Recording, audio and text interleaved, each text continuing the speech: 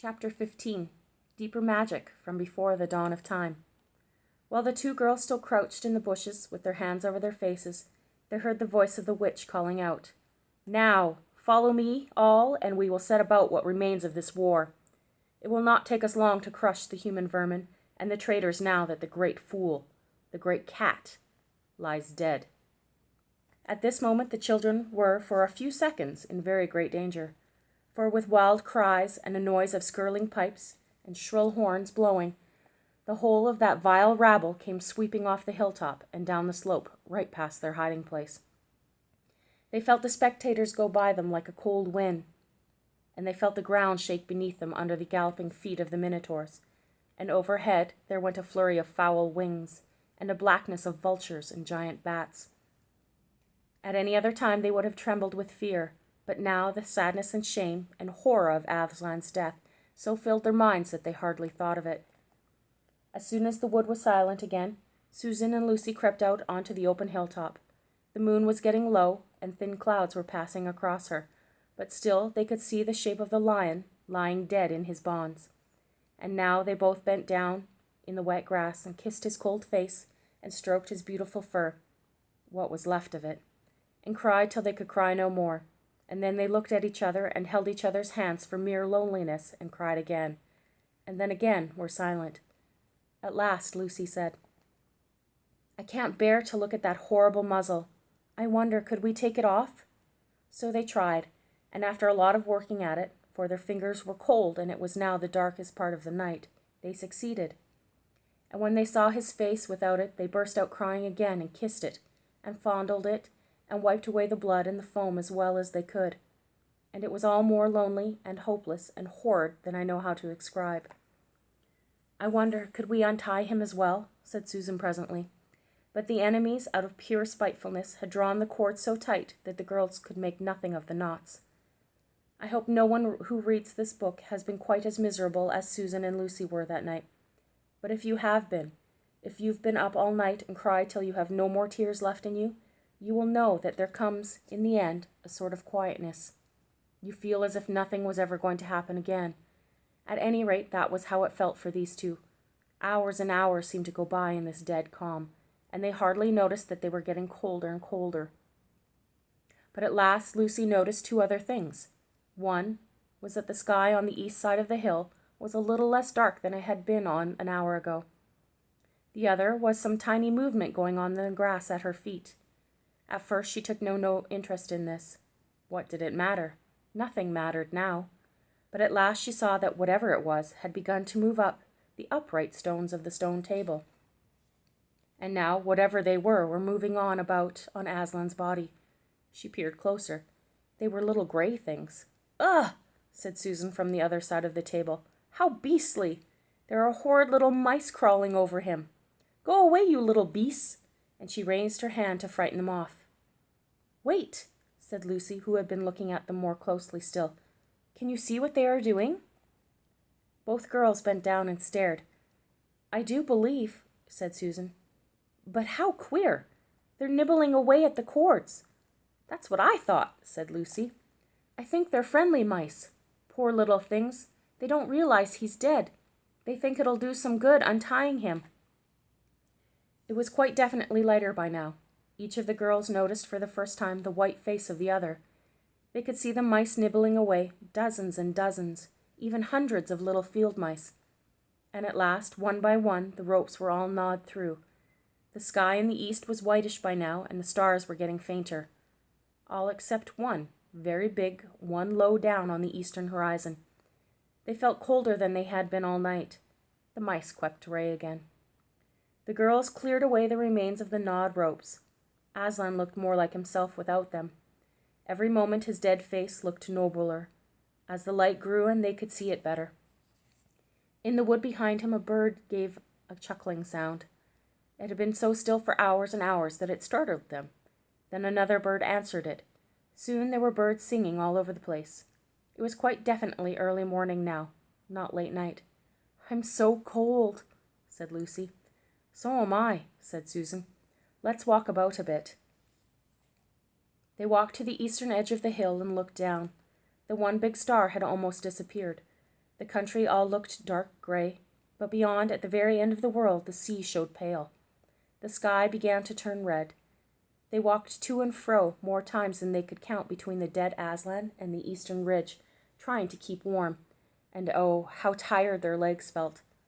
Then at last, as they stood for a moment looking out toward the sea and Cair Paravel, which they could just make out now, turned red to gold along the line where the sea and the sky met, and very slowly came up the edge of the sun. At that moment they heard from behind them a loud noise, a great cracking, deafening noise of a giant, as if a giant had broken a giant's plate. "What was that?" said Lucy, clutching Susan's arm. I feel afraid to turn around," said Susan. "Something awful is happening." "They're doing something worse to him," said Lucy. "Come on," and she turned, pulling Susan around with her. The rising of the sun had made everything look so different. All colors and shadows were changed, that for a moment they didn't see the important thing. Then they did. The stone table was broken in 2 pieces by a great crack that ran down it from end to end, and there was no Aslan. "Oh!" cried the 2 girls, rushing back to the table. "Oh, it's too bad," sobbed Lucy. "They might have left the body alone." "Who's done it?" cried Susan. "What does it mean? Is it more magic?" "Yes," said a great voice behind their backs. "It is more magic." They looked around. There, shining in the sunrise, larger than they had seen him before, shaking his mane, for it had apparently grown again, stood Aslan himself. "Aslan!" cried both the girls, staring up at him, almost as much frightened as they were glad. "Aren't you dead, then, dear Aslan?" said Lucy. "Not now," said Aslan. "You're not asked Susan in a shaky voice. She couldn't bring herself to say the word ghost. Aslan stooped his golden head and licked her forehead. The warmth of his breath and a rich sort of smell that seemed to hang about his hair came all over her. "Do I look it?" he said. You're real, Aslan!" cried Lucy, and both girls flung themselves upon him and covered him with kisses. "But what does it all mean?" asked Susan when they were somewhat calmer. "It means," said Aslan, "that though the witch knew the deep magic, there is a magic deeper still which she did not know.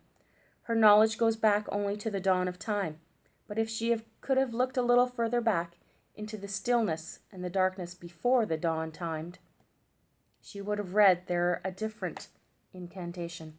She would have known that when a willing victim who had committed no treachery was killed on a traitor's stead, the table would crack and death itself would start working backward. And now?" "Now?" said Lucy, jumping up and clapping her hands. "Children," said the lion, "I feel my strength coming back to me. Children, catch me if you can." He stood for a second, his eyes very bright, his limbs quivering, lashing himself with his tail. Then he made a leap high over their heads and landed on the other side of the table. Laughing, though she didn't know why, Lucy scrambled over it to reach him. Aslan leaped again. A mad chase began. Round and round the hilltop he led them, how hopelessly out of their reach, now letting them almost catch his tail, now diving between them, now tossing them in the air with his huge and beautiful velveted paws, and catching them again, and now stopping unexpectedly, so that all 3 of them rolled over together in a happy, laughing heap of fur of arms and legs. It was such a romp as no one has ever had, except in Narnia, and whether it was more like playing with a thunderstorm or playing with a kitten, Lucy could never make up her mind. And the funny thing was that when all 3 finally lay together, panting in the sun, the girls no longer felt in the least tired or hungry or thirsty. "And now," said Aslan presently, "to business. I feel I am going to roar. You had better put your fingers in your ears." And they did, and Aslan stood up, and when he opened his mouth to roar, his face became so terrible that they did not dare look at it. And they saw all the trees in front of him bend for the blast of his roaring, as grass bends in a meadow before the wind. Then he said, "We have a long journey to go. You must ride on me." And he crouched down, and the children climbed onto his warm golden back, and Susan sat first, holding on tightly to his mane, and Lucy sat behind, holding on tightly to Susan. And with a great heave he rose underneath them and shot off, faster than any horse could go, downhill and into the thick of the forest. That ride was perhaps the most wonderful thing that had happened to them in Narnia.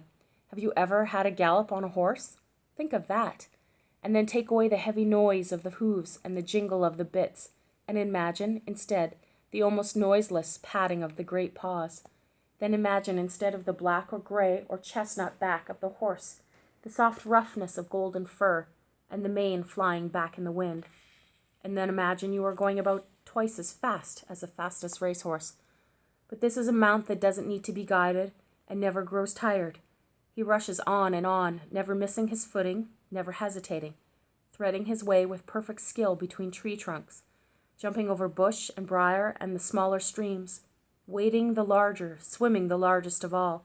And you are riding, not on a road, nor in a park, nor even on the downs, but right across Narnia, in spring, down solemn avenues of beech and across sunny glades of oak, through wild orchards of snow-white cherry trees, past roaring waterfalls and mossy rocks and echoing caverns, up windy slopes alight with gorse bushes, and across the shoulders of healthy mountains, and along giddy ridges and down, down, down, again into the wild valleys and out into the acres of blue flowers. It was nearly midday when they found themselves looking down a steep hillside at a castle. A little toy castle it looked from where they stood, which seemed to be all pointed towers, but the lion was rushing down at such a speed that it grew larger every moment, and before they had even time to ask themselves what it was, they were already on a level with it. And now it no longer looked like a toy castle, but rose frowning in front of them. No face looked over the battlements of the gates. They were fast shut, and Aslan, not at all slacking his pace, rushed straight as a bullet toward it. "The witch is home!" he cried. "Now, children, hold tight."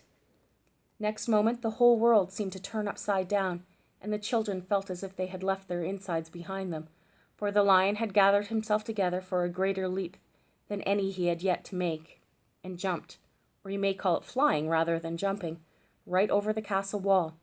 The two girls, breathless but unhurt, found themselves tumbling off his back in the middle of a wide stone courtyard full of statues.